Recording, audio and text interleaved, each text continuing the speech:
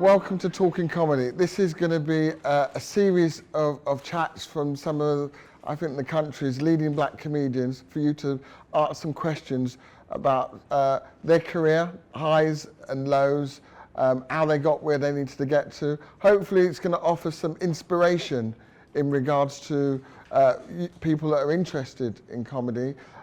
You might be a funny guy, right? Maybe not. But the thing is, hopefully you'll listen and hear some different tips in regards to people's journeys. They're all going to be very different. And hopefully you'll get a bit of inspiration, as I mentioned, and it will inspire you. At the end of the 5 weeks, we are kind of then looking for a smaller group of individuals that want to commit to an intense course where they'll be working, I suppose, intensely once a week, 3 hours a week, etc. That doesn't sound that intense at all, does it? But the idea is that they'll be working, they'll get coaching to put on a show. But that's at the end of these weeks, and if you're interested, then that's the kind of next stage. But come, have a listen. Today's format is simply, we've got a guest. I'm going to ask some questions to the guest initially to get the room going, and then hopefully they'll do a bit of talking, and if you've got some questions about the individual or about the world of comedy or entertainment that you want to find out, then again we'll just get that asked and hopefully it'll be answered, and then we'll finish about 8:30 the latest. We'll leave it about 30 minutes to just kind of break down the seating and for people to have a break in that. Is that cool? Yep. Well, it's cool with you. What about everyone else? Yeah? Okay, excellent. Brilliant. There's a bit of filming going on, so every now and again I might look like that. If it looks like I'm not looking at you, it's because I'm not. So I'm not being strange, it's a camera thing, and we're just documenting this just to show that it's happened. So that's all that's going on. So please welcome, I'd like to say a good friend of mine. That's what I'd like to say. But he'll probably say different. So I think please give a round of applause for one of the leading black comedians in the country, Mr. Curtis Walker. Nice to meet you.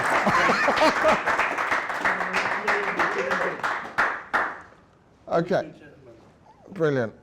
So, again, I think I mentioned I'll start with a few questions. So, just to keep it nice and friendly and light, Curtis, just so everyone can understand where you're coming. Yeah, that's hospitality, man. Just so you know just so everyone knows where you're coming from. Initially, who would you give credit to for making you who you are? My parents, possibly? Yeah, and what do you mean in the game, in the industry? Yeah, well, just initially as a Father would be the mainstay of my upbringing. He was a very strong man, a very, I say that in its strength, but he was very,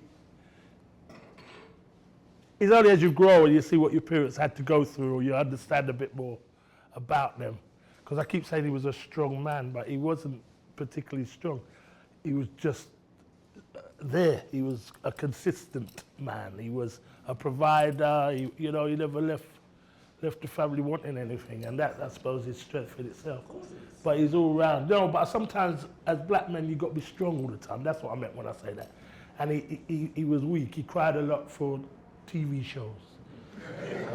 Neighbours, when Henry left Neighbours, I don't know if I come in the front room and see my dad barley. I said, what's wrong? No. It was because Henry had left Neighbours. But yeah, it was my father would have been somebody that I tried to impress all my life and kind of lived by. And he was a very moral guy. Yeah, so probably him. Okay. And this is a question, because we've only got a limited amount of time, so I'm going to cut to the chase. Was that too long an answer for you? No, that was cool. Just how, it's like 3 questions in one. How, why, and when did you get into comedy? Okay, how was, I used to write poetry. I wrote poetry at school age of about 14, 15, and entered one of my I went to Tulse Hill School, which was up the hill there. It's gone now, but that was the school I attended. Had an English teacher, Mr. Tom Wilson, who was very, it changes, the world's changed. You know what I mean? You want to say certain things and sound like, well, I think, well. No, he was just good at his job. And he took a kind of interest in me because I loved Shakespeare, I loved words. I've always loved words and the use of them. And coincidentally, my drama teacher, my English teacher were good friends, and my English teacher's wife was a understudy at the National Theatre, and it was the first time I ever went to even through Brixton a little bit to see West End. And on the South Bank is the National Theatre. I got a chance at about 15 to go there and see her performing. She was an understudy, but that night she was the lead kind of thing. And I was impressed and I just loved it. And then being on stage became quite important to me. Firstly, performing my poetry. He entered me into a competition or sent my poems off, and they got to a certain level in some regional contest. And the final was in St. Martin's in down West End, the church. And we went down there and I performed. And that was the first time I went on stage and I really enjoyed it. And my poem, Magiti, won the event, and I was very pleased. And after that, I did some plays with him and stuff like that. So that was what was that, the how? The when I was a youth, I loved performing. When we were younger, everybody was affiliated to a sound system, whether the sound was real or made up in your schoolyard, but we all loved to use mic and chat rubbish about swimming pool and all life ago. So I used to do a lot of mic work. I realized I was just a box boy for a few sounds, but every now and again you'd get a chance on the mic, and that's why we kind of did it. Love my music, never got to play, never got to select, but I was always hungry for the mic. And what was that? That's the when I was. So as a child, I was always a performer apparently. So at parties and that, I used to do Elvis Presley impersonations, and my aunties and uncles would throw 2 pence and little 1 pence, 2 pence, which was collated, could roll with that, you know what I mean? That could buy a pack of crisps back then. But yeah, so that's when I knew that entertaining gene was in me from a youth. It was from a child. I wanted to entertain my aunts and uncles. I wanted to be the attention at the dances, at the parties, the house parties, till bedtime. But you know what I mean? My dad used to put me on top of the gram. I said, go on, do your thing, do the thing what you do. And I used to go out there and do, and it's so sweet. Thank you very much. And that was it. So that's when it started for me. Okay, so look, did you have a favourite kind of comedian that inspired you, or that you just looked at and thought, yeah, that guy's funny, or whatever? Yeah, there was, bear in mind now, Benjamin Zephaniah and Linton Kwesi, who just lives around the corner from me right now, were important to me, and I don't know why. But, these are dub poets, and as a child, doing lyrics were important, and the music was important, and these guys, you were seeing them and hearing of them, and having one just live around the corner from you was a quite exciting time. So that was more of my interest, like hip hop and rapping, and we did. I had a partner at the time, Ishmael, and we, Pete, Flyboy D, Fresh C, we formed rap groups, and we gone into competitions as rappers and stuff. So comedy wasn't at the foremost of my mind. It was just about getting words out to a rhythm, you know? And then after the poetry kind of took hold, went on a poetry circuit called Apples and Snakes, which is, throughout England, they were quite well known, and you got gigs in Bradford and Sheffield and places. A guy growing up in Brixton never even dreamed of. That was like going abroad when I was a youth, you know? And they'd pay your money. It wasn't low, but for you, 18 years old, it was a bag of money, you know? And you're like, what? Just to do what we're doing. And they put you in a van and send you, and you're gone. You entertain people who didn't look nothing like me. And because of the poetry at the time we were doing was quite political, for an 18-year-old, if you know what I mean. It wasn't going to change the world, but for mainstream white England, they'd never heard nothing like it. So they'd just sit there like that, and the poem would finish, and then they'd wait a bit and go, Yeah, like that. So they didn't know when the poem ended. And the comedy evolved to fill those gaps. Yeah. The comedy evolved because they say, no, they're scared. Are they scared? No, they just don't know when it's finished. And so I would say, all right, ladies and gentlemen, it's okay, that one's over now. And then you just build and build and build until there was a point where the bits, the fillers, became more pointed than the poems. And I was enjoying filling the gaps, improvising and filling the gaps between the poems. So you imagine you're booked and you're booked for what, 15, 20 minutes? Mm-hmm. Sometimes I'll be doing 10 minutes of chatting and it would just evolve, then it just evolved. Then we worked out there was a comedy scene. Didn't even know nothing about a comedy scene. Okay. Really, you know? And Dave Allen was the first guy I watched doing comedy. Dave Allen had missing. Yeah, and as a youth that intrigued me, you know? And he used to sit on a chair much like that with his whiskey and he'd just do real, And then I saw this real powerful sketch he did about in a bunker, nuclear war had broken out. This is a comedy show, you know. In a bunker, nuclear war had broken out, and he was in the bunker for 15 years listening to some little wireless. And then he's there and he's trying to survive and he's listening 15 years in a hole. And then the radio says, we've won. We've won. Hey! And he comes out the bunker and there's nothing.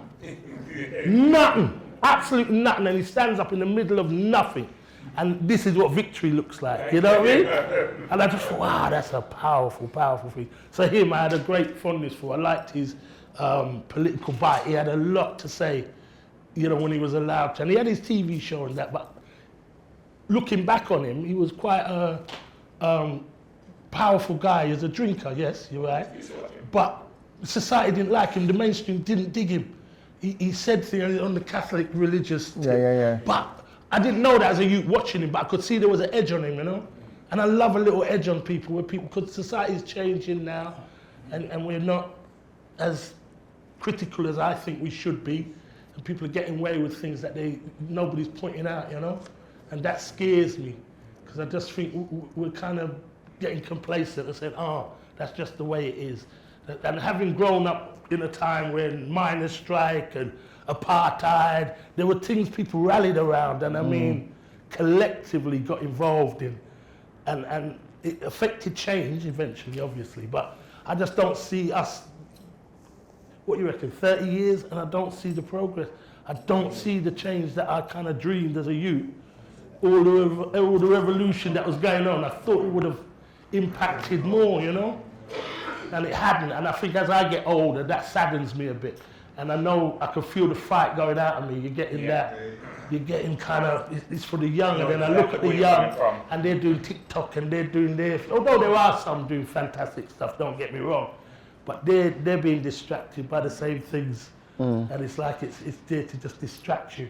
But comedy and words and the performance was such a powerful, powerful time, you know? Yeah. For words to be winning out the day, even songs people wrote.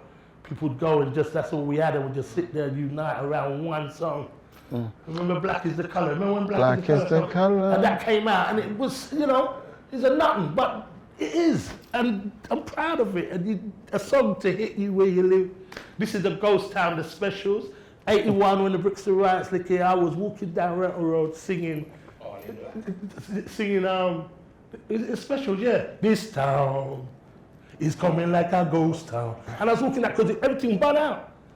Everything had burned out. The bathroom shop had gone. Rental Road was just ash. And I remember walking morning time just singing that song, and I'm thinking, boy, this is the reality of it. Words are beautiful. Words are really important. I mean, you've had kind of I don't know, what do you say, 35 years? Nearly, yeah. You've had a long career, basically. Has there been any kind of memorable moments for you that's like, kind of career-changing moments, and you just thought, this is... There's been moments where I've been so pinch yourself kind of moments. Okay. One was working with Maya Angelou. She directed a play. I auditioned for her in the Oval down Oval House when it was at the Oval. Yeah. And auditioned for her there, and actually, because of my naivety, performed her poem. You don't know it? I knew it was her poem, but I didn't know that wasn't really what you should do. And it was a woman's poem, phenomenal woman. But I was raised with two sisters, and that's a poem that resonated in our house. Yeah. And I loved it, you know what I mean? But because I'm a man, I didn't know what people told me after. Oh, you shouldn't have done that. You shouldn't have done that. What, did she say anything to you? Nothing. She just heard it. And then I got the gig, so it must have worked. And then and not only did I get the gig, we hung out together. And I mean, literally, I'm going to say it because people need to know. I think I was the first person to give Maya Angelou Ray and Nephew White Rum. I've said it. I've said it. We went to a party, one of her party. Yeah, but we hung out. She came to a few gigs that we were doing. Yeah. And that, when she went on a show called Wogan, which was an everyday chat show, it was on every day. It's the equivalent of Jonathan Ross. Yeah, the equivalent of Jonathan Ross, chat show. And she went on being interviewed and mentioned Curtis and Ishmael, which was the name of our double act. On it, and that was the moment that changed my life, if you're asking, because the house phone never rang so much. Because I didn't have an agent, and people just, who are these guys? Who are these guys? But because we'd been on little bits of circuit, our act was quite good in regards of it. And she'd come and seen us at the Battersea Jongleurs, and went on Wogan and said, and he's asking her, what do you think of London? Just a generic question of that, or England. And I've been so blessed. I've met these two guys, comedians. And then of course, mainstream Britain gets embarrassed now that this American woman, and now everybody's hunting you down to say they were the ones that knew who you were. And it was all bull, but you have to ride the bull. So the phone rang, and then I got loads of offers came in, you know? And then every offer was, you've got to let us know that, you've got to tell people this was the first. But a couple of weeks after, Wogan phoned their show. So we got a slot on Wogan, and that was our first TV appearance. And I cannot emphasize how big Wogan was. There was no other thing.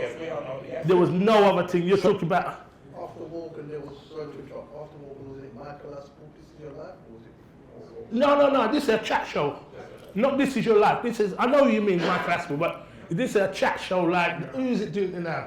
Graham Norton. It's like Graham Norton, but you put like, I don't know, 10 million people watching, or 11 million people watching. There was only about 3-4 channels there, so you didn't have choice. Yeah, you didn't have a choice. But I'm just trying to emphasize how much, from doing that and then trying to walk through Brixton again was a different thing. People were like, right, it's him. Whoa. And that part of it has never been, I've never been comfortable with people, you know, rushing you and trying to talk to you. I'm not easy. I'm not a naturally warm person to that, am I? That's funny, no. Because I've known him for years, and he has to question whether he's my friend. And that's just the nature. No, that's just the nature of me. I'm not quick to, you know, embrace, because only people can hurt you is the people you let in to hurt you. And unfortunately, that's just been in my head forever. That's been in my head forever. People say to me, why don't you like me? And I've got no feeling. I don't dislike you. Oh, but you don't. But why? We're working together. What more do you want from me? You know what I mean? But I know I'm lacking in that. I'm very slow to warm to people, you know? And I ain't going to say it's the wrong thing, because I've been blessed, you know? I've been blessed. I mean, you know, my mom used to say, your spirit. If your spirit don't take, you know what I mean? And I've always lived like that, and I made choices in my life instinctively. That reaction I get off of somebody, I've instinctively followed it a bit. Not to the point of being rude, but we'll go this far, but no further, you understand? We'll do the job, we'll do the work, we'll do the thing, but no further. And history has proved me right with a lot of people. When I've said to you, hey, what's that, brother? Watch him.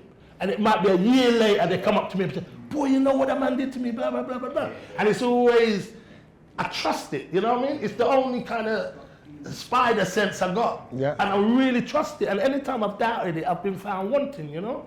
Trust it, man. Trust your instinct. Trust your instinct. Funny you say that, because I bumped into a guy called Alan Nixon. Yes. Who I think used to control Channel 5 or something. But before that, he used to produce and organise programmes like Paramount City. That's right.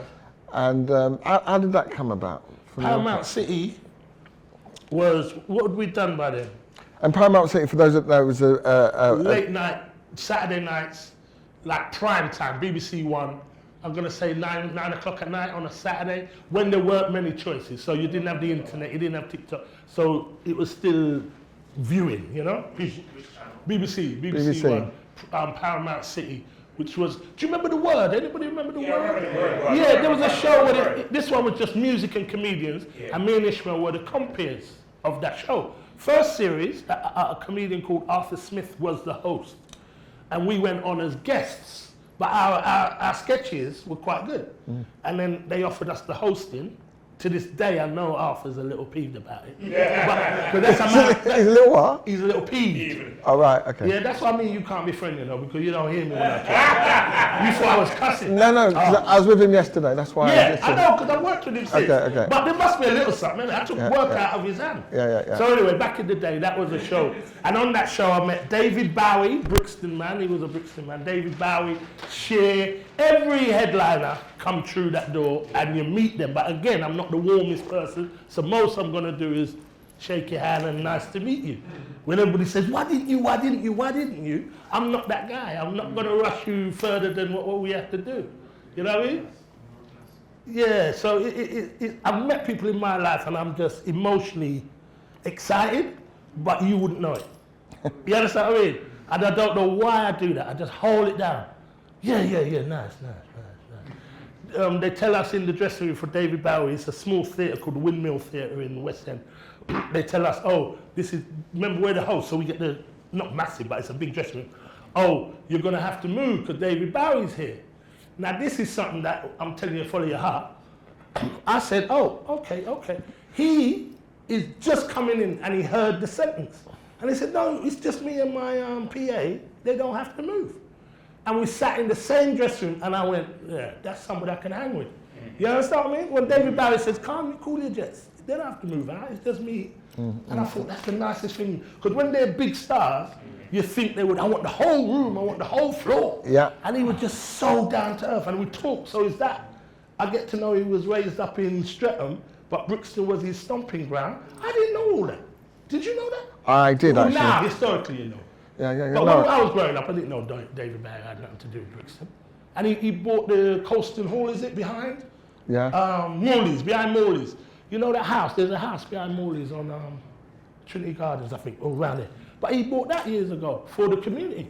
You been in there yet?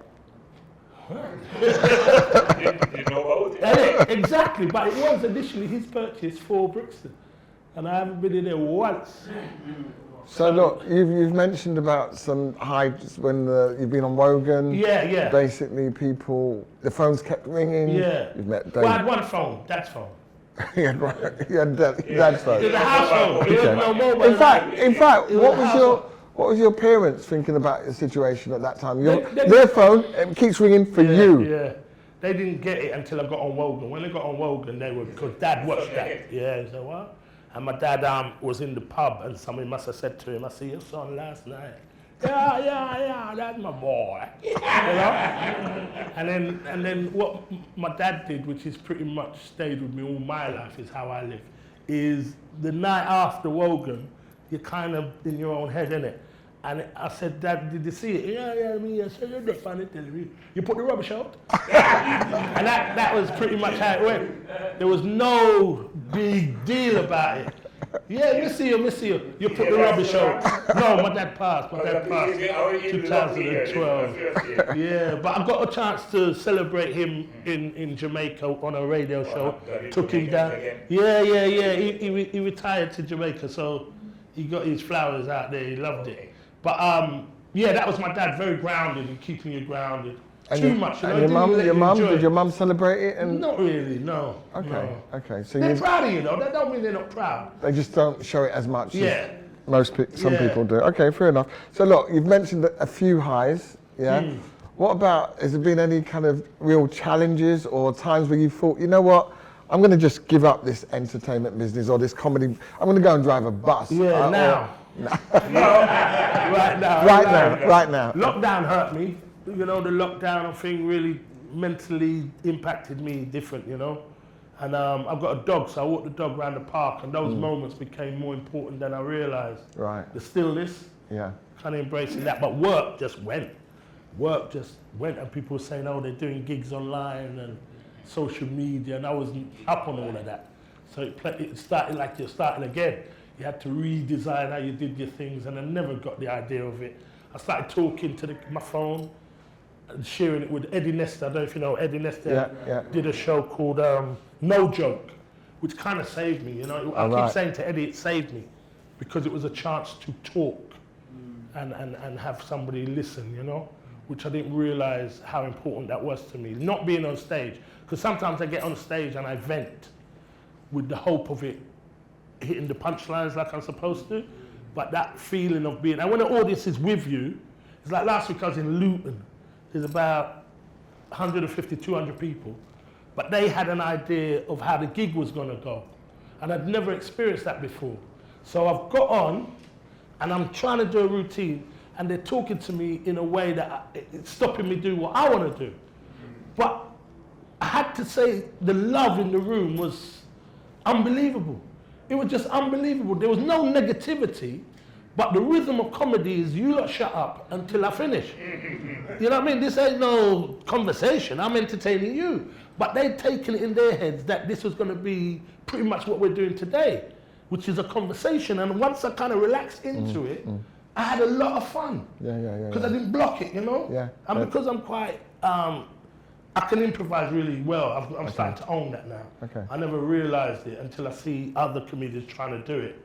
And struggle. And I go, oh, okay, it's a skill. Because I never owned it as a skill. That you can walk in a room and just chat. But I was genuinely trying to do the structured thing and they wouldn't let me do it. But with love, just wanted to talk. And anything I said, oh, I'm doing that. Oh, yes, that's because. I said, whoa, hold on. I'm going somewhere. I've got a plan. This story's going so. Yes, but the same thing happened to me. And then on and on. And you're like, wow. But once I relaxed into it, we had such a great time, you know? Really nice. Okay, so look, in a moment I'm going to hand it over for you guys for some questions. But so we're doing the comedy now. At what point did you say, do you know what, I want to do a bit of acting? When did that I've never said that. I've never done that. It's just things come your way, innit? Opportunities. Opportunities arise and you go for it. If somebody phoned me and said, oh, they're auditioning for this, I'll go and audition. I've been very blessed in that things people are doing, they have me earmarked as that character they're looking for, and it's for me to go in and mess it up, really. But I've been blessed that people say, oh, we want Curtis Walker, and then you'll get a call, and you say, yeah, that's a nice feeling when somebody actually wants you, and you don't have to do it, because auditions and that, I've never taken very seriously, because I'm a comedian, and I know how hard acting is. Doing it properly is a very powerful skill, and I respect the art of acting. So when I get in a room, I give it 100% on that audition. But I make them very aware that I'm a comedian and they know that, because sometimes I'm getting laughs where I shouldn't be getting laughs. You know, you're doing a scene and it's supposed to be the direst scene, but humor to me is a great healer.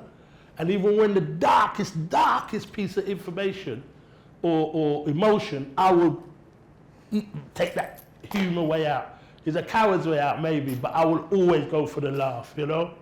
Even when my father died, my sons came with me to Jamaica and my family, and we just laughed. We just laughed in our pain. Don't get me wrong, I love that man dearly.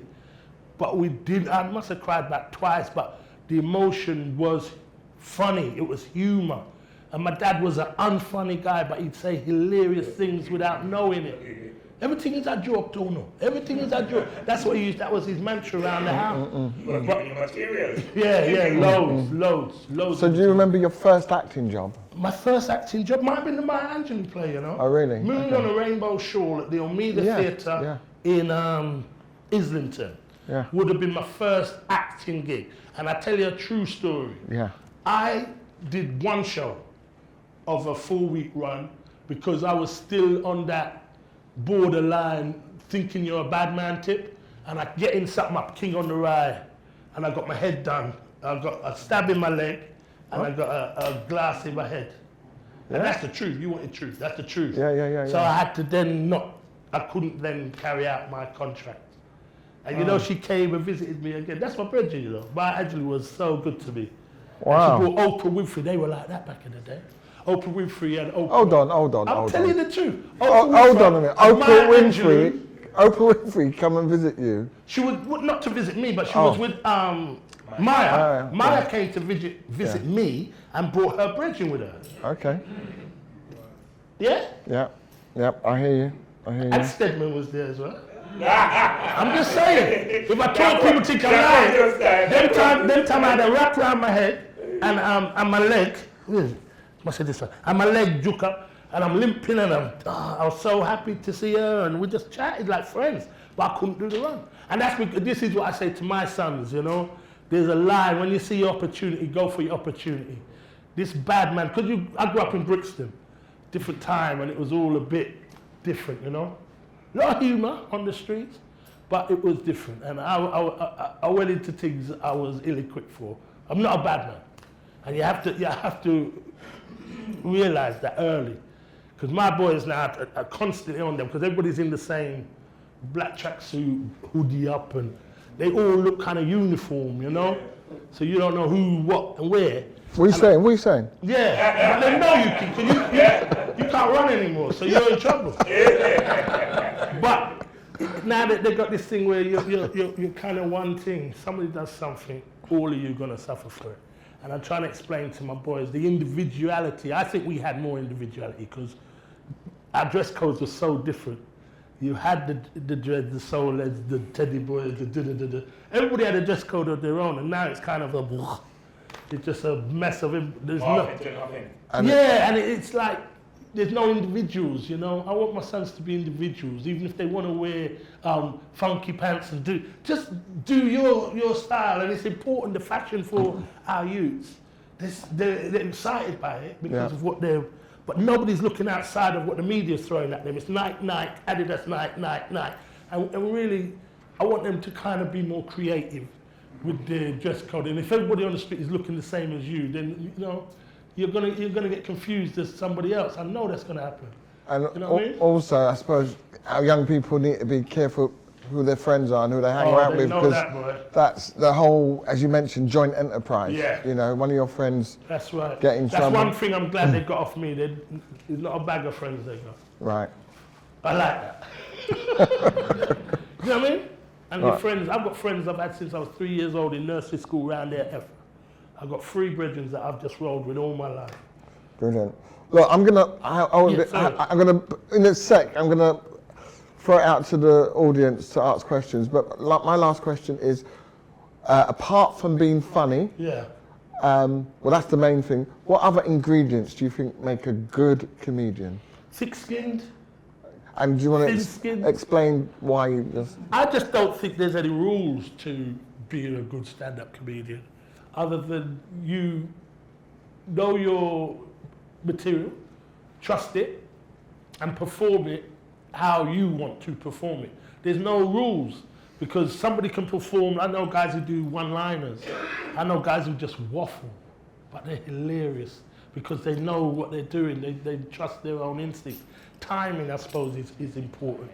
Timing, I know that's the kind of cliche, isn't it? But timing is everything. But your timing can be yours. It's yours, unique to you. And just as long as it lands, you know, and the audience go with you. If you are a character, explain that in the first 30 seconds. If you've got a little tick, something that you do, the audience needs to know that in the first 30 seconds. Don't wait till the end of the set to show it. And people go, oh, he was doing that, or she was doing that. You have to let them know. It's not cheating to let your audience know in the first 30 seconds, this is who I am. And design a routine that gets that done in 30 seconds, and you'll have a better journey throughout your 5 minutes or whatever it is set you got. But there's no rules, Be funny, be who you are honestly. Don't try and be somebody else. Don't watch a tape of somebody and try and be them. Find your own identity on that stage and trust it, because the whole thing about performing is the audience must believe you. And if you're lying to them, they must know you're lying to them. You understand what I mean? Because it is funnier. Okay, so you said timing, so let's throw it over to, yes, sir, at the back. Well, it's a bit emotional because to be fair, got to give props and respect. As a teen in the 90s, I used to watch thank you, bro. a lot on BBC, so... Thank you, sir. Appreciate it. Thank you, man. Cheers, sir. I know you appreciate this hip-hop. There's a track by Dane Baptiste. Yeah. The stakes are high. Yeah. And I feel we're in that situation now, even with comedy, where I remember starting for a minute doing stand-up and discouraged because I think sometimes, like you mentioned about things being all monolithic, Yeah. like the black comedy scene, sometimes it's like you're swearing and talk about women and Yeah. crassness. Yeah. And sometimes you're in a higher frequency. Yeah. I was wondering like how you encourage comedians to be different. Yeah. Because you've got to have the village, so that community support you first. Yeah. But sometimes their taste is just like one thing, a bit like the music, one thing. Yeah. So how you encourage like that voice All right. integrating. I'll be honest with you, I've never had a bad audience. That's just the mindset I go into a room with. Yeah? If it doesn't work, and there's times it didn't work, I know I went in wrong. I know I started wrong. I know I didn't set it up. I didn't say I'm this guy. You know what I mean? I used to do, when I was performing primarily for black audiences, it was home. It was home to me. But it was generic stuff. I know what you're saying. When I do white audiences, I literally had to, like that's the edge of the stage. I learned I had to start my set from back here. Because they were scared. Oh, yeah. Yeah, if I stood like this in front of a black audience, like I'm doing a show, this is where I would do the works. I'd do it here. When I started doing Jongleurs to White Circuit, I'd do that and I'd know everybody be like that. And I ain't getting the laughs on things I know is funny. And I learned that once I start and I step back here, and I slow it down, and it was like that. But that's me, big black guy. Yeah. It was too much for them, but I had to learn that. I wouldn't walk away saying, oh, they're rubbish, they didn't laugh, they did. I had to address it myself. How can I get what I'm saying across? You understand? Right. So with your generation, I think the power of that internet business, you could be a star when you're ready, you know? Because you'll find your audience or they'll find you. Do you understand what I mean? And even though there's a way, it's just, let me tell you the truth, bro. Get into your material differently. Make that journey into it. It's like I'm saying, the first 30 seconds, if it has to be what it has to be, you just said to us about, oh, it's generic, it's kind of relationship, blah, blah, blah, and you don't want to talk about that. Then be that guy on stage. I could come up here and chat about relationships. All them other comedians, relationship, yeah, I had a girlfriend, but make your way into what you want to talk about. But just be honest right there, sir. Because the audience will get it. I could come up here and talk about beatings and all them things, but man, I'm 27 years old, well, this is what I'm on now, and do that. Take them with you. Whatever your frustrations are, mention it at the top. You own it there, and take them on the journey, bro. I'm telling you, once you do that, don't be trying to bombard them with this brand new material. This is mind-blowing stuff, man, but you just don't get it. Make us get it. Make us understand it. Because I'm telling you, those are going to be the best gigs of your life. Once you work out that first 30 seconds, I want to talk about this, but how do I get them to come with me and let me talk about this? And there is a trick, but it's going to take you sitting down, maybe a few bad gigs to find it. But when you find it, it's gold. Because that piece, that 30 seconds will follow you forever. Because it tells them who you are, what you're about. And the rest of it can be different every time you step on stage. But that first 30 seconds, when you get it working, that's the bit you start with all the time. But take us with you. If you're frustrated by us, tell us. Don't hide it from us, because we'll see it, and then we'll treat you a certain way, and you won't like it. You know what I mean? Because I've been in gigs where you walk off your own footsteps, that's all you hear. You know what I mean? You swear you're being followed as you walk on. Oh, it's me. But it's part of the journey, you know? We've got a question on... You're welcome, my brother. Good luck with it, man. We've got a question on the second row, yeah. Yes, guys. Yes. You talked about being more like an improv, your own Yeah. improv comic, but you also talk about the importance of material. Yeah. I've heard a lot of comics get stuck in their material, so now it's not even like they're working their juices. Are they really funny, or is the set funny? Yeah. Kind of going into it, I've always liked the people that can do improv. I think material is still important. Yeah. But so my question is, why is material so important? Because when you started, like you're saying, you didn't have any material. You was doing poetry. Yeah, but I had the poetry. Yes. So that might have been the material, because the improv thing it's a nice edge, you know, brother. It's a nice edge. And I would never rely on it, because I don't know what mood I'm in. And I'm at the age now where I'm honest. If I'm in a bad mood, I'm telling them I'm in a bad mood. I'm at that age now, and I've learned to be myself, and the audience will come with me eventually. And I'm funny, you know? So material to me, I will sit and write, and I'm going to tell the truth. When I write, it's more verbal. I very rarely sit down with a pen and paper. I've done that once in my career for a show called Night of the Dons, which we performed with Ishmael Thomas, Richard Blackwood, myself, and I think Eddie Nestor was in it. And this is a show I produced. I got everything together. I did all of it. And so I wrote it. I wrote everything. Every line out of my mouth was written. And it was a show that ran for four nights. And that was the first time, maybe in a long time, that I sat down and I knew every line I was going to say, but it was fire because I took it on the road. I worked it out verbally. Then I did what everybody should do. Work it in a little club before you take it to a big club. Make sure it's right, tweak it there, do that. And I felt like a real stand-up comedian. And then when I got on the night of the show, I ripped it. Because I was working with, it was called Night of the Dons. Yeah. So you can't go up there half-assed, you know what I mean? Let's rip it. It was a big, it was, for me, it was one of the biggest. Was that at Hackney?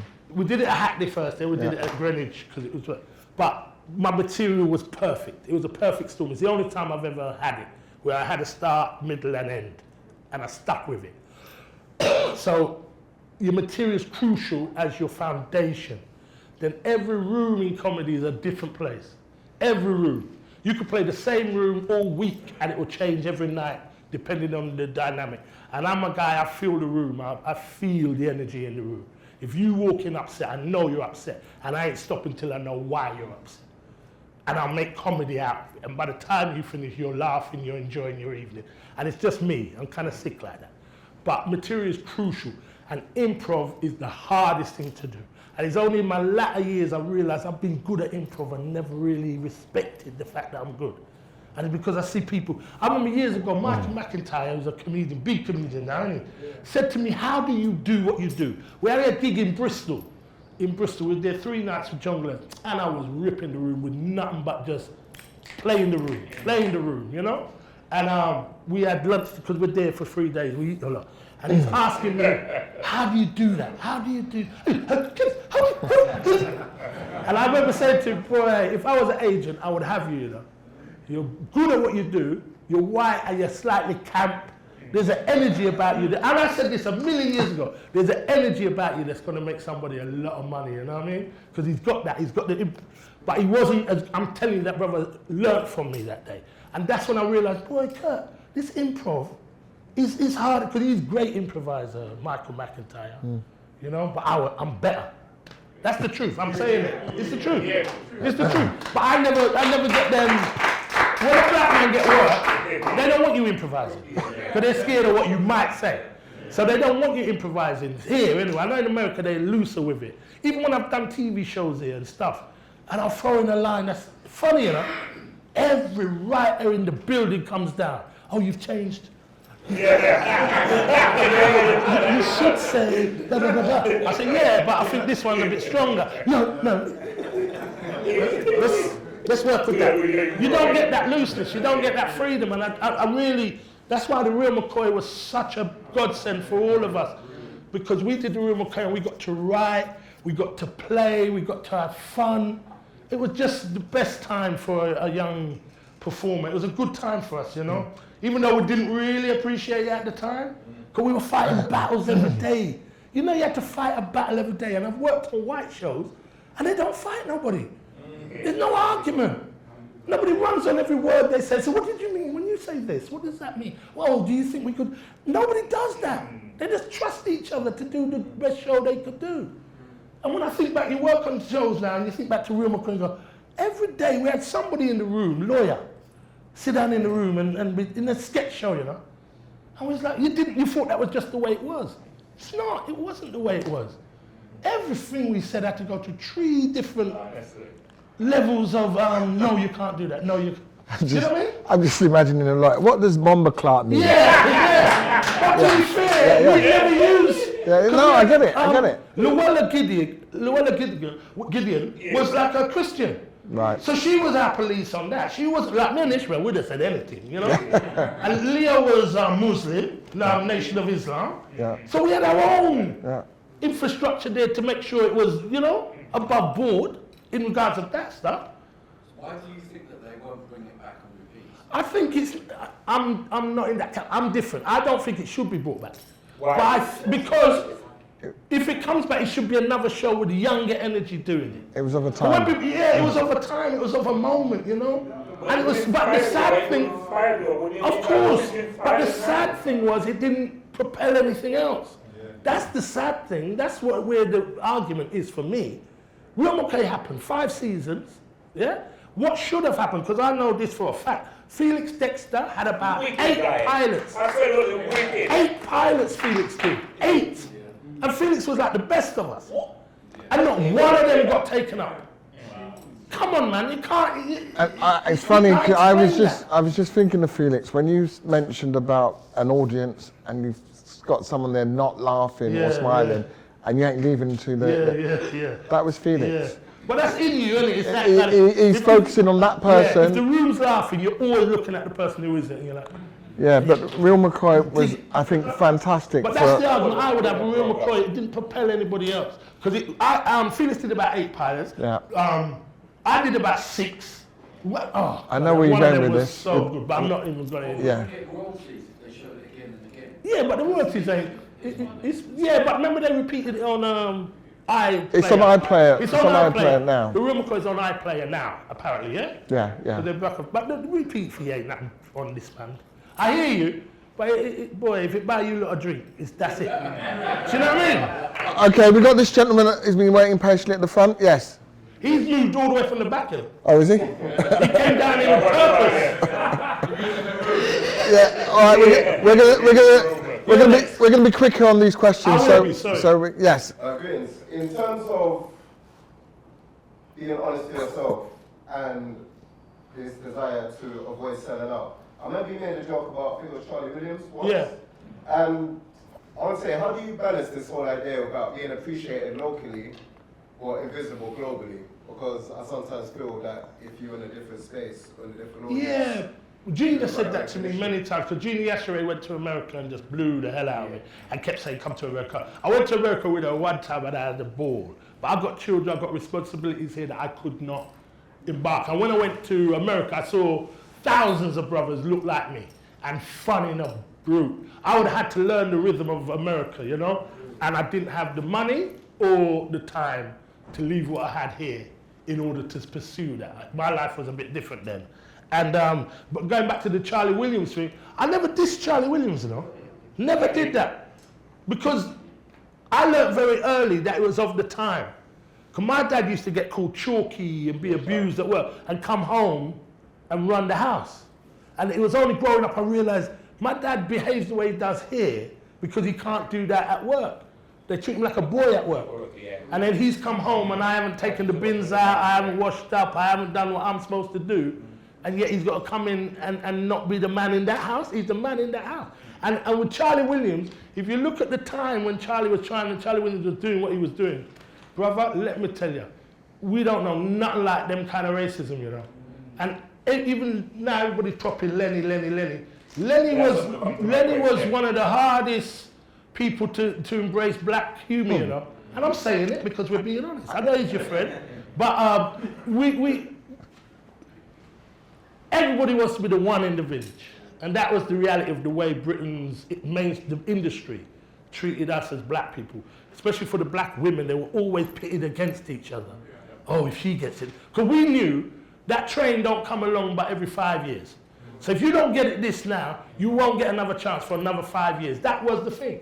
That is the genuine way the cycle of the black entertainers work. And that when we came up, Lenny was a massive, massive star. And because he was where he was, people was knocking on his door. And I tell you, boy, that door wasn't opening more than, I don't know if it ever opened. No, he didn't bring anybody with him. He said that. Yeah. I don't know. And then we go through Black Lives Matter, and the only black comedian or black entertainer getting any props after it is Lenny. That confused me, that's all. Yeah. Yeah, Vass was his own thing though. Vass, yeah.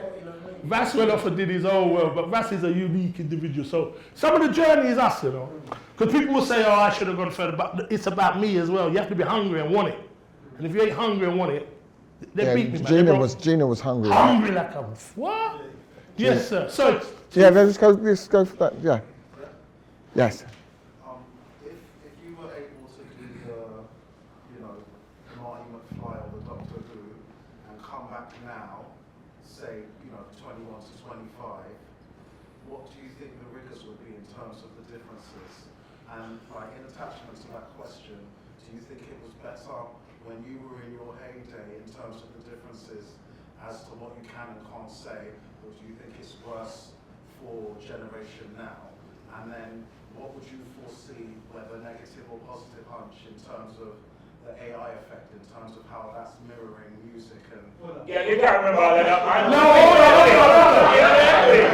That was 4 questions. That was 10 questions. I'm going to answer what I remember as quickly as I can. Let him finish. You're on the AI. You're on the AI. You go a bit, you finished? Don't let him cut you off, fella. See, God. In terms of the AI effect, where it's just kind of like it's like a reinforcement of the microwave mentality of now, and everybody just, you know, expecting it now because of like just us all being turned into convenience monsters. Yeah. And all that. I hear you, my brother, and I'm going to try to. I'm supposed to repeat the questions to that camera, but I'm not going to even try to. Yeah? So the first part was like, if you could like... Yeah, if I could come back in time as a younger man, I think that's breaking it down, isn't it what you're saying? I think this is going to answer all of them in bits. Bear with me. There is no such thing as harder than better now. It is what it is. So if I go back, I'm going to come back, but I'm going to be more social media savvy. I'm going to have a TV show of my own on YouTube. I'm going to do that journey because I think that's what younger comedians, younger performers should be doing. I think they should have, when they've all got their phones, I think they should have a structure where we're working, me and you are going to work together and we're going to produce these shows. I think that is easier now to do and get it in front of people. Yeah? How you track it, how you advertise it, I would have learnt that by then, wouldn't I? Because I've come back as a young man. And when I was young, I was a hungry fighter. So I would learn all of that and then I would produce. And I still think I would be in front of people's faces being seen. That's what I think is easier now. I say that to a lot of young people. It's about the mindset. If you want it, you will achieve it because there's nothing stopping you now. Whereas when I was younger, a producer had to give me the okay. A producer would have to come and see me and go, we don't, you know? It was that. Whereas now, I just put that camera right there so I'll sit here and then it's out there, isn't it? Yeah? Once I got a YouTube channel or an Instagram account, it's out there, right? I'm asking you.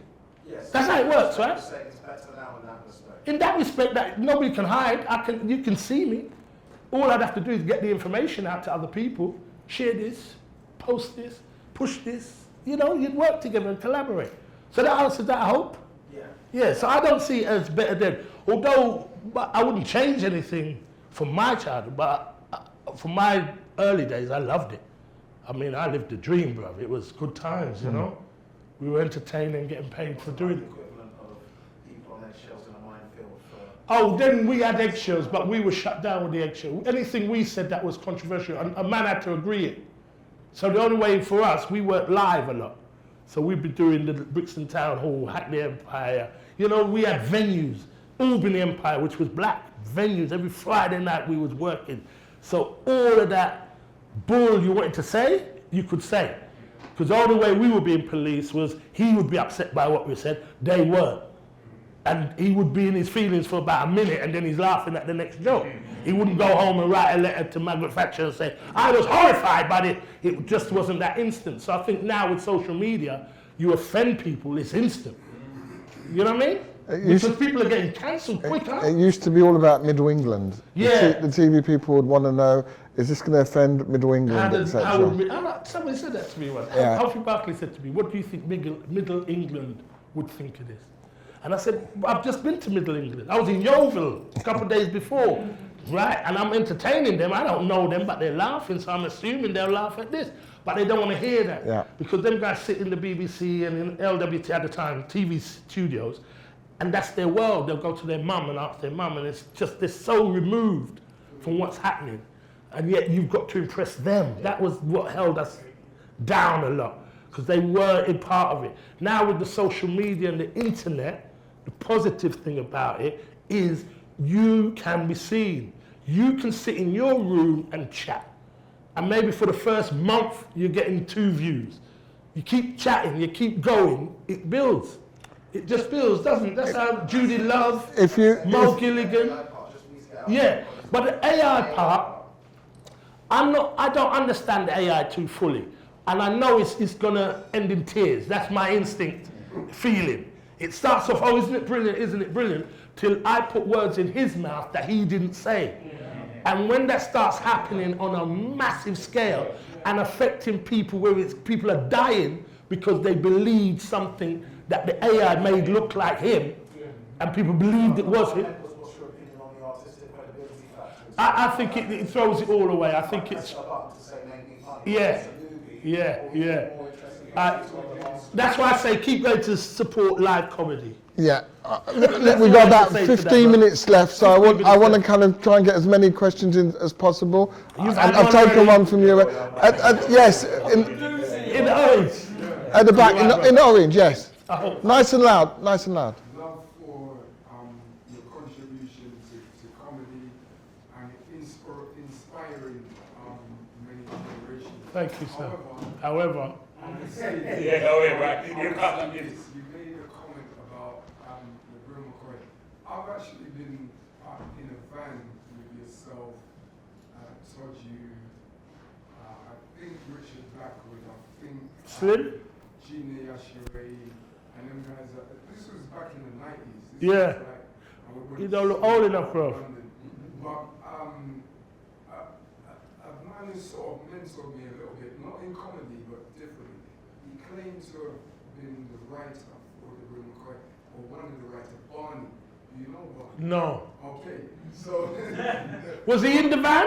He was in the van. Was he driving the van? Possibly. Yeah. Possibly. Yeah. Simon Miller. I shouldn't say that. No, that's cool. That's cool. What you got to understand, I'm not... Oh, you finished? No. Oh. No. I was... When I went to the show, it was amazing. It was very amazing. But obviously, decades after now, you said don't bring back the Real McCoy. I think that would be very important to bring it back, because comedy to me is like you telling a story just like how you did here, and people relating to it. It doesn't matter what generation. Yeah. If they don't hear from the elders, they're just stuck in this time zone of, it is what it is, and wear tear and all this kind of rubbish. They need to be schooled by others to see your perspective and to see how those things were comedy was done back then. Yeah. They don't necessarily do it. They think they have it all already. But it's important to give back to that generation. I understand what you're saying, my brother, and I hear you. But I don't think the Real McCoy coming back will help the younger generation in that regard. It's a comedy show. For me as a comedian, I think the Real McCoy was a moment in time, personally. And I think that the journey is to continue that, the legacy of it. Because on the Real McCoy, we had Damn Fool Man, Idiot Boy. I don't know if young people watching that will get it, because it was a moment in time that I hear what you're saying, but bear in mind, I've done told you already, it is on BBC iPlayer. It's there, the Real McCoy is there, and I don't see young people flogging. It's only older heads like us sitting back and reminiscing and might go and tune in. But if you've got young people in your life, tell them it's on BBC iPlayer, I want you to watch this thing. True, thank you. They did bring it back a little bit on WhatsApp. Yeah, but the whole series, every 5 series is on in iPlayer. Okay, I'm gonna move it on to someone else. So I hear what you're saying, bro. Someone else had a question. Put your hand up if you had a question. Yes, in the front, this chap. Nice and loud, please. Okay, do you know in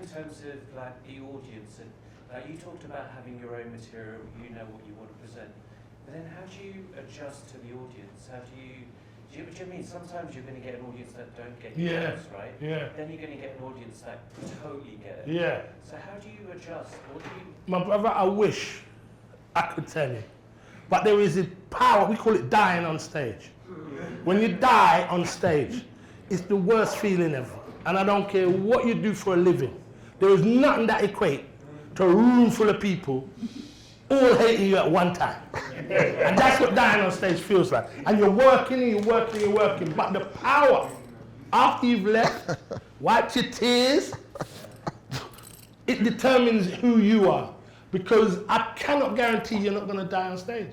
There's no way to adjust. If you just ain't getting the room, you ain't getting the room. And the best thing I can tell you about that, and I learned this from Dave Johns, die with dignity.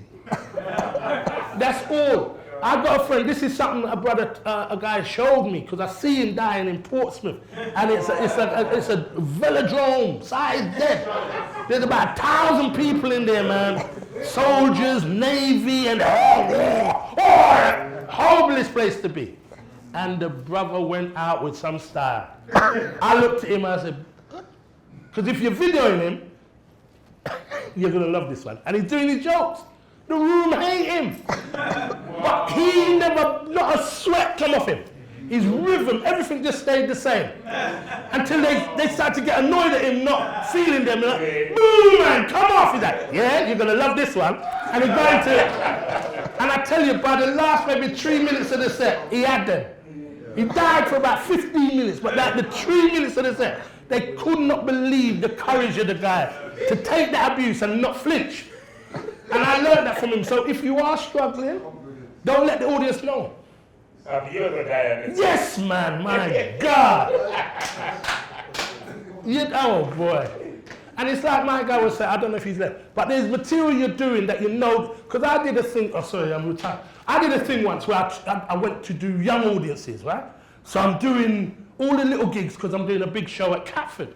So I'm doing all the little gigs and my set is killing. I'm pow, bada bam, I got music, I got everything, I'm wicked. I go and do my one-man show now. Not one young person turned up. So I've got this set designed from, this is going to make me more, modernize me. And I tell you, I went in with it, nothing. I had to go back to the same stuff you hate, the generic kind of, oh, that's better. Because Curtis Walker, they know me as a real McCoy guy. And I'm up there and I'm doing some, because all the gigs I was doing was all the young gigs and I was so excited because I was nervous. But then I got the material right for them. But then when I thought, oh, wicked, I'm modernized now. And I go and step in 750 people in Catford Broadway. And they're just not interested. They're just not interested. Chap at the front, yes. Yes. Nice and loud. Basically, just like similar to what you were saying, is there like a specific kind of audience that you was reaching out to time and time again? Like was there a target audience? Was there like a set of people, a crowd that you wanted to pursue your jokes at? Yeah. Time and time again. What's your favorite group of people? No, I don't. I just want people who want to laugh and enjoy themselves. I hate miserable people. You know, it's like you're the fun guy, you've invited that one, and that one didn't want to come. That's the audience member you don't want to see. She's just there because, oh, them send me off to come somewhere. And it's like that. But I've done gigs all over the world. I've been blessed like that. And that audience don't know me, and I don't know them, but we have fun. And that's all it's about for me. You know, you can't have an idea in your head of the perfect audience. It just isn't going to happen. It's just not going to happen. On the second row, yes. Nice and loud. No. Not confident enough for that. I could have done it, I should have done it, but I've never been that confident guy. Okay, young chap, yes, nice and loud. How is it when you're on stage, like, is that everything, what's in your head, you say anything that comes out of your head, is that work for you on stage? And something, Yeah. you say something random. Yeah, the improvising, which sometimes I'll sit in a room, in a space, and something will come. Or we'll start a sentence and I'll end it with a punchline, and that is the improvising of it. And it just, it's a gift. And if you don't possess it, don't try it. It's that kind of thing. You can't teach improv. You cannot teach it. But it's just about being in a room, feeling the vibe, and let's go, and see what happens. Anyone that hasn't asked a question yet? You know, you mentioned about Gina Ashray. Yes. What would it take for you to do a sitcom like how she done Bob Loves Abby Shoulder? Yeah, but that... Something like that here in England. It wouldn't happen here in England. But remember, that was written by somebody else. It's not Gina writing it. And she was an actress in it. No. And then she was an actress and she was brought in as a producer. It's just the perfect storm. It was just the perfect storm. Oh, it's the blessing. She was so blessed with that. It was a wonderful, wonderful thing. This gentleman on the second row. Yeah, nice and loud. So you talked about when you're writing process, you don't actually write, you speak into things. So just talk to me more about your writing process. The writing process is when I walk around, I'll have a funny idea, and then I'll get that down, the boom boom of it, and then the journey to it, I will probably work out on stage, and it gets longer and longer and better and better. But you're speaking, you're walking around speaking. Yeah, talking to myself, bro. Yeah? Talking to myself, and then it's to remember that. And then some things you forget, and I'm probably doing it all wrong, you know? I know you're supposed to run home and write it down or walk with a notepad and all that, but I kind of just leave it until it hits me, and when it hits me, it feels no pain, you understand? Anyone that hasn't asked a question yet? And has got a shorter question than that guy with the hand up. Yeah. Yes, we'll come to you in a minute. We're going to finish, but yes, quick, yeah. Yes. I know that throughout the A-Force Club 291 and the Roma Club, you've always done an auditor appearance. What has been the impact of the experience in Jamaica upon you? You got to remember, my mum came here when she was 17. My dad left Jamaica when he was 19 and went to America to pick cotton. So their experience of Jamaica was with me when they returned. And that was a realization. My dad had never been to Kingston. He grew up 16 miles outside of Kingston. He used to farm, and his farm would go to Tavern, then another truck would come and bring the produce to Kingston. So my dad being from Jamaica, he didn't know Jamaica because they were children when they left. And that's the truth for a lot of that generation, the Windrush generation, who didn't live in town or in the busy city, because we come from a very rural place called Mahoney. And it was yam, banana, and all of that is what my dad used to grow. So when they retired and built a house back in Jamaica, and then I would go over to Jamaica with a car, hire a car, I'm driving them around, and I'm being blown away with the fact my dad's looking at things for the first time. Because every day we grew up here, Jamaica. If I was in Jamaica, if we was in Jamaica, we had to get to Jamaica. But I didn't realize my dad didn't, we saw Jamaica together. And that's a beautiful thing, by the way. And last question. One question.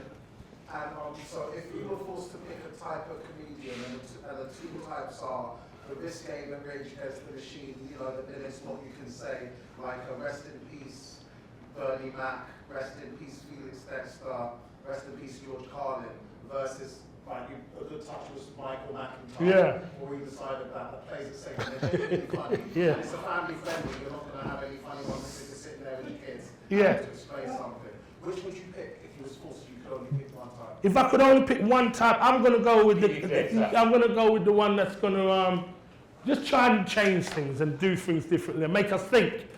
I like them style of comedians. The ones that you did. Don't mind the profanity. Huh? Don't mind the profanity. I love the profanity. So kind of the Bill Hicks against authority. Bill Hicks? Against the authority thing, yeah? Yeah, against the authority thing. I love those kind of comedies. Brilliant, right. So I'm just checking everyone's up here. You want to ask me a question? Yeah. What have you got against me? Get serious. My president tell you, from he started, after the time the book I know. And I'm sitting right in front. Yeah, I wondered why you never went to. You know?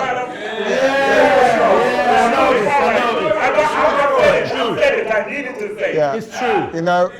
Because I thought you two had a thing going. I thought you two were doing a routine. You know, if for some reason I didn't see your hand up, good! No, apologies. Do you have a question? No, it's okay. Okay. If you and Ishmael, how do you decide whose name goes first? Curtis and Ishmael B. Just the way it was. You just hold it. Yeah. I was doing all the writing. It's standard. Listen, can we have a round of applause for Mr. Curtis Waltman? Thank you, guys.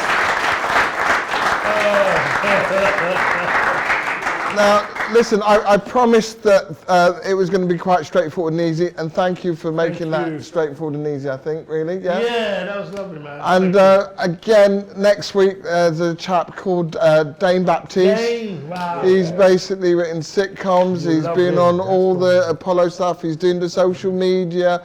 You know, he's done quite a bit in his, I think he's been around probably about 12 years or so, and he's done quite a bit. He's done a lot of international festivals. He's done a lot of things in his, I was going to say short comedy career, that a lot of people haven't done in 20, 30 years, etc. So if you can make it, come next week, especially if you've got questions around social media, if you've got questions around the cancel culture, if you've got questions around, if you've got questions about comedy and being young, basically, check it out. He looks older than he is. Yeah. Let me just say that. Yeah. Well, I He didn't looks say old, that. but he ain't that old. Yeah. But listen, thank you. Oh, yes, sir. One question, very important question. Okay, you know we're done though. What time we really start? What time you really What time do we start? What, next week? If you get here 6:30, you can get some refreshments. What time do we start? What time I get What time do you start? Because he's been there from 6 o'clock. What time did you get here? What time did you get here? What time? I got here from 6:30. Well, that's great. When you get here 6:30, make yourself a cup of tea, relax, and then probably around the time we started today, which is around 7:15. But if you get in there early, we can make sure everything's fine. Finding this man. Where is that Jamaican accent from? Who, me? Yes, you. I don't know. See, that's why I'm going to ignore him, you see. Listen, take care. I think you've got about 20 minutes Yes, to sort out the chairs and that. Thank you, guys. Let's sort out the chairs and that. Thank you, guys.